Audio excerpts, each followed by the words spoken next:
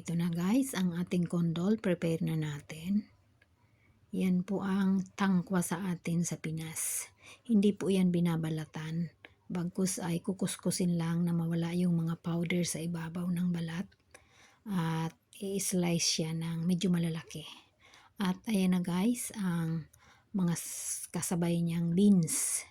Yung small red beans at bataw. At yung dried plum. At ayan na guys, na-slice ko na siya. At na-blanch na rin yung spare ribs. Nababad na yan sa asin. At ayan, pagsasabay-sabayan lang siya dyan guys. At napaka-bisa daw po ito, lalo na ngayon na medyo dry ang ating panahon. Pampadagdag ng water sa katawan. At ayan na guys, sabay-sabay na natin siya dyan. At pakukuluan lang siya ng mga 1 hour or i-check na lang din natin.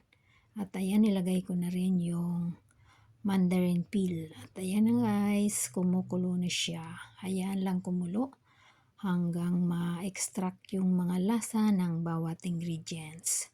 At ayan na nga guys, tapos na ang ating soup. Napakasarap din niya guys. Very natural taste at hindi siya. So let's enjoy and drink it warm.